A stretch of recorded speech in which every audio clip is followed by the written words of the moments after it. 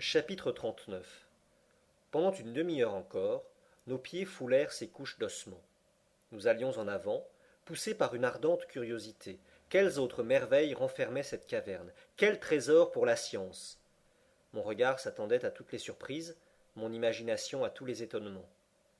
Les rivages de la mer avaient depuis longtemps disparu derrière les collines de l'ossuaire. L'imprudent professeur, s'inquiétant peu de s'égarer, m'entraînait au loin. Nous avancions silencieusement, baignés dans les ondes électriques.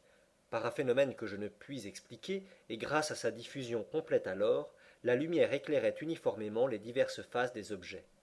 Son foyer n'existait plus en un point déterminé de l'espace et elle ne produisait aucun effet d'ombre. On aurait pu se croire, en plein midi et en plein été, au milieu des régions équatoriales sous les rayons verticaux du soleil. Toute vapeur avait disparu. Les rochers, les montagnes lointaines, quelques masses confuses de forêts éloignées, prenaient un étrange aspect sous l'égale distribution du fluide lumineux. Nous ressemblions à ce fantastique personnage d'Hoffmann qui a perdu son ombre. Après une marche d'1 mille, apparut la lisière d'une forêt immense, mais non plus un de ces bois de champignons qui avoisinaient Port Graüben. C'était la végétation de l'époque tertiaire dans toute sa magnificence.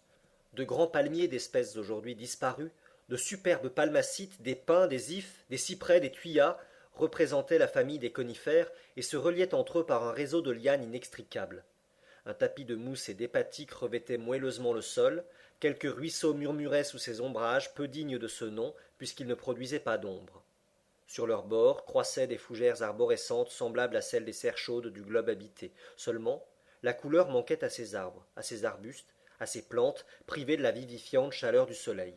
Tout se confondait dans une teinte uniforme, brunâtre et comme passée. Les feuilles étaient dépourvues de leur verdeur, et les fleurs elles-mêmes, si nombreuses à cette époque tertiaire qui les vit naître alors sans couleur et sans parfum, semblaient faites d'un papier décoloré sous l'action de l'atmosphère. Mon oncle Lindenbrock s'aventura sous ces gigantesques taillis. Je le suivis non sans une certaine appréhension. Puisque la nature avait fait là les frais d'une alimentation végétale, pourquoi les redoutables mammifères ne s'y rencontraient-ils pas? J'apercevais dans ces larges clairières que laissaient les arbres abattus et rongés par le temps des légumineuses, des acérines, des rubiacées et 1000 arbrisseaux comestibles chers aux ruminants de toutes les périodes. Puis apparaissaient, confondus et entremêlés, les arbres des contrées si différentes de la surface du globe, le chêne croissant près du palmier, l'eucalyptus australien s'appuyant au sapin de la Norvège, le bouleau du Nord confondant ses branches avec les branches du coris zélandais. C'était à confondre la raison des classificateurs les plus ingénieux de la botanique terrestre. Soudain je m'arrêtai. De la main, je retins mon oncle. La lumière diffuse permettait d'apercevoir les moindres objets dans la profondeur des taillis. J'avais cru voir. Non, réellement, de mes yeux, je voyais des formes immenses s'agiter sous les arbres. En effet, c'étaient des animaux gigantesques, tout un troupeau de mastodontes, non plus fossiles, mais vivants, et semblables à ceux dont les restes furent découverts en 1801 dans les marais de l'Ohio. J'apercevais ces grands éléphants dont les trompes grouillaient sous les arbres comme une légion de serpents. J'entendais le bruit de leurs longues défenses dont l'ivoire taraudait les vieux troncs. Les branches craquaient, et les feuilles arrachées par masses considérables s'engouffraient dans la vaste gueule de ces monstres. Ce rêve où j'avais vu renaître tout ce monde des temps antéhistoriques, des époques ternaires et quaternaires, se réalisait donc enfin, et nous étions là, seuls, dans les entrailles du globe, à la merci de ces farouches habitants. Mon oncle regardait. Allons, dit-il tout d'un coup en me saisissant le bras. En avant, en avant. Non, m'écriai-je, non. Nous sommes sans armes. Que ferions-nous au milieu de ce troupeau de quadrupèdes géants? Venez, mon oncle, venez. Nulle créature humaine ne peut braver impunément la colère de ces monstres. Nulle créature humaine, répondit mon oncle en baissant la voix. Tu te trompes, Axel. Regarde, regarde là-bas. Il me semble que j'aperçois un être vivant. Un être semblable à nous. Un homme. Je regardai, haussant les épaules et décidé à pousser l'incrédulité jusqu'à ses dernières limites. Mais quoi que j'en eus, il fallut bien me rendre à l'évidence. En effet, à moins d'1/4 de mille, appuyé au tronc d'un coryce énorme, un être humain, un protée de ces contrées souterraines, un nouveau fils de Neptune, gardait cet innombrable troupeau de mastodontes. Imanis pecoris custos, imanior ipse. Oui, imanior ipse. Ce n'était plus l'être fossile dont nous avions relevé le cadavre dans l'ossuaire, c'était un géant, capable de commander à ces monstres. Sa taille dépassait 12 pieds, sa tête, grosse comme la tête d'un buffle, disparaissait dans les broussailles d'une chevelure inculte.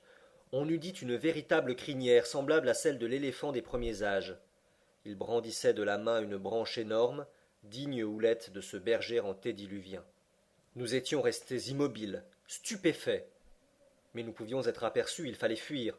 Venez, venez, m'écriai-je en entraînant mon oncle qui pour la première fois se laissa faire. Un quart d'heure plus tard, nous étions hors de la vue de ce redoutable ennemi. Et maintenant que j'y songe tranquillement, maintenant que le calme s'est refait dans mon esprit, que des mois se sont écoulés depuis cette étrange et surnaturelle rencontre, que penser, que croire? Non, c'est impossible. Nos sens ont été abusés. Nos yeux n'ont pas vu ce qu'ils voyaient. Nulle créature humaine n'existe dans ce monde subterrestre. Nulle génération d'hommes n'habite ces cavernes inférieures du globe, sans se soucier des habitants de sa surface, sans communication avec eux. C'est insensé, profondément insensé. J'aime mieux admettre l'existence de quelque animal dont la structure se rapproche de la structure humaine, de quelques singes des premières époques géologiques, de quelques protopithèques, de quelques mésopithèques semblables à celui que découvrit M. Lartet dans le gîte ossifère de Sansan, mais celui-ci dépassait par sa taille toutes les mesures données par la paléontologie moderne. N'importe. Un singe, oui, un singe, si invraisemblable qu'il soit, mais un homme vivant, et avec lui toute une génération enfouie dans les entrailles de la terre, jamais. Cependant, nous avions quitté la forêt claire et lumineuse, muets d'étonnement, accablés sous une stupéfaction qui touchait à l'abrutissement. Nous courions malgré nous, c'était une vraie fuite, semblable à ces entraînements effroyables que l'on subit dans certains cauchemars. Instinctivement, nous revenions vers la mer Lindenbrock, et je ne sais dans quelle divagation mon esprit se fut emporté sans une préoccupation qui me ramena à des observations plus pratiques. Bien que je fusse certain de fouler un sol entièrement vierge de nos pas, j'apercevais souvent des agrégations de rochers dont la forme rappelait ceux de Port Gräuben. Cela confirmait d'ailleurs l'indication de la boussole et notre retour involontaire au nord de la mer Lindenbrock. C'était parfois à s'y méprendre. Des ruisseaux et des cascades tombaient par centaines des sailles de roc. Je croyais revoir la couche de Surtabrandur, notre fidèle Ansbach et la grotte où j'étais revenu à la vie. Puis quelques pas plus loin, la disposition des contreforts, l'apparition d'un ruisseau, le profil surprenant d'un rocher venaient me rejeter dans le doute. Je fis part à mon oncle de mon indécision. Il hésita, comme moi. Il ne pouvait s'y reconnaître au milieu de ce panorama uniforme. Évidemment, lui dis-je, nous n'avons pas abordé à notre point de départ, mais la tempête nous a ramenés un peu au-dessous, et en suivant le rivage, nous retrouverons Port Gräuben. Dans ce cas, répondit mon oncle, il est inutile de continuer cette exploration, et le mieux est de retourner au radeau. Mais ne te trompes-tu pas, Axel? Il est difficile de se prononcer, mon oncle, car tous ces rochers se ressemblent. Je crois pourtant reconnaître le promontoire au pied duquel Hans a construit l'embarcation. Nous devons être près du petit port, si même ce n'est pas ici, ajoutai-je en examinant une crique que je crus reconnaître. Non, Axel, nous retrouverions au moins nos propres traces, et je ne vois rien. Mais je vois, moi, m'écriai-je en m'élançant vers un objet qui brillait sur le sable. Qu'est-ce donc? Ceci, répondis-je, et je montrai à mon oncle un poignard couvert de rouille que je venais de ramasser. Tiens, dit-il, tu avais donc emporté cette arme avec toi? Moi? Aucunement. Mais vous? Non, pas que je sache, répondit le professeur. Je n'ai jamais eu cet objet en ma possession. Voilà qui est particulier. Mais non, c'est très simple, Axel. Les Islandais ont souvent des armes de cette espèce, et Hans, à qui celui-ci appartient, l'aura perdu. Je secouai la tête. Hans n'avait jamais eu ce poignard en sa possession. Est-ce donc l'arme de quelque guerrier antédiluvien, m'écriai-je, d'un homme vivant, d'un contemporain de ce gigantesque berger? Mais non, ce n'est pas un outil de l'âge de pierre, pas même de l'âge de bronze. Cette lame est d'acier. Mon oncle m'arrêta net dans cette route où m'entraînait une divagation nouvelle. Et de son ton froid, il me dit « Calme-toi, Axel, et reviens à la raison. Ce poignard est une arme du XVIe siècle, une véritable dague, de celle que les gentilshommes portaient à leur ceinture pour donner le coup de grâce. Elle est d'origine espagnole. Elle n'appartient ni à toi, ni à moi, ni aux chasseurs, ni même aux êtres humains qui vivent peut-être dans les entrailles du globe. Oserais-vous dire? Vois, elle ne s'est pas ébréchée ainsi à s'enfoncer dans la gorge des gens.